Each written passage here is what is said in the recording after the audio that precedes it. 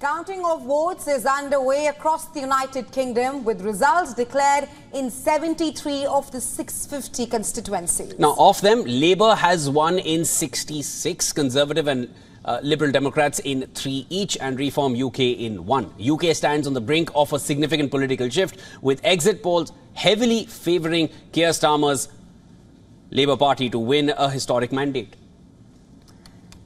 The poll conducted by Ipsos indicates that Labour is on track to win 410 seats. The Conservatives are predicted to take 131 seats, which would make them the official opposition. And the Liberal Democrats are forecast to come third with a win on 61 seats. The Reform UK is to far exceed their expectations with 13 seats, according to the exit poll.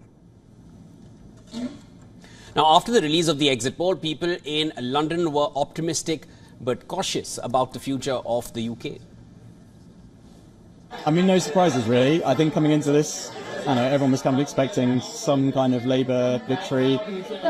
The extent to which we didn't really know kind of going into the election. I mean, personally, I live in a rather swing seat, so I'm interested to see how things play out for me locally. But I mean, at a national level, I don't see any kind of surprises in the overall outcome. I think I'm really excited and optimistic about what the exit polls are showing. I think it's time for a new future, and that's going to be good for this country. Labour's Keir Starmer thanked everyone who campaigned for the party in the election. He also had a special word of gratitude for those who voted and put their trust in what he called the changed Labour Party. Sunak also thanked the hundreds of Conservative candidates, thousands of volunteers and millions of voters for their hard work, support and vote.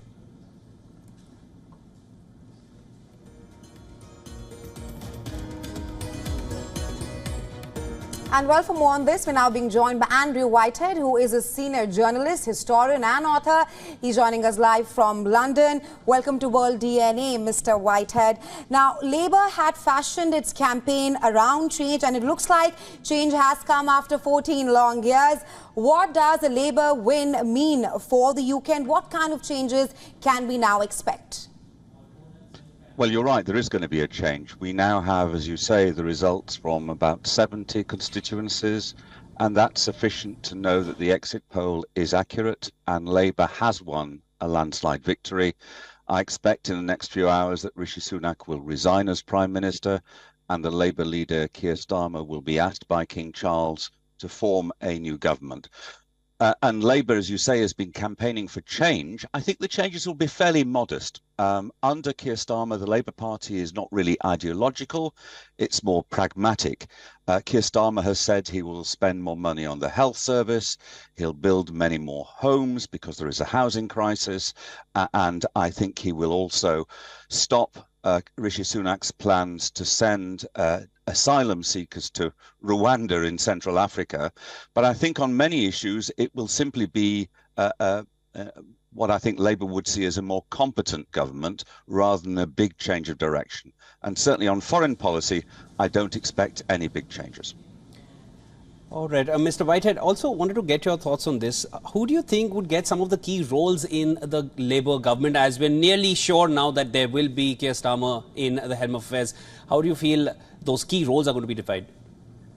Well, we'll know in the next few hours, but I certainly think that his key right-hand person, Rachel Reeves, will be the new Chancellor of the Exchequer. That basically is the Finance Minister. And that, by the way, will be the first woman ever to hold that role. It's probable, but a little bit less certain, that David Lammy will be the new Foreign Secretary.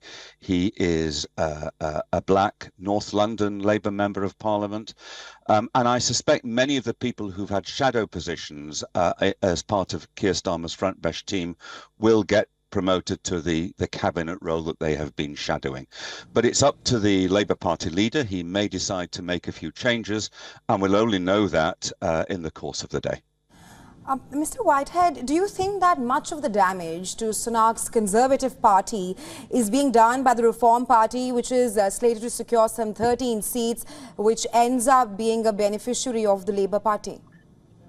Yes, there's a number of things which have really made it very difficult for the Conservative Party. They've been in power for 14 years, so they are, I think, a little bit tired and exhausted. Parties do tend to run out of energy and new ideas after such a long period in power. The party's also been very acutely divided, and that's been a real problem for Rishi Sunak because he hasn't managed to quell those divisions, and he's always been struggling to assert his own authority within the party as well as within the government. But he also has had the huge difficulty of fighting an election battle on two fronts. On the left, trying to see off his main challenger, the Labour Party, but on the right, trying to make sure that Reform UK, a right-wing, anti-immigrant, anti-immigration party, isn't siphoning off too many Conservative votes. And it looks as if Reform UK has actually taken perhaps as much as 15% of the overall vote. They probably won't get many Reform UK members of Parliament, but they will have deprived a lot of Conservatives of their seats. So they will indirectly have helped Labour form a government with a landslide majority. All right, Mr. Whitehead, thank you so much for sharing all your insights. Of course, you don't see much change in foreign policy, but you have weighed in on the exit polls. But the final results, the exit polls seem to be reflecting exactly what was expected earlier. Thank you so much for all your insights. That was Andrew Whitehead joining us from London.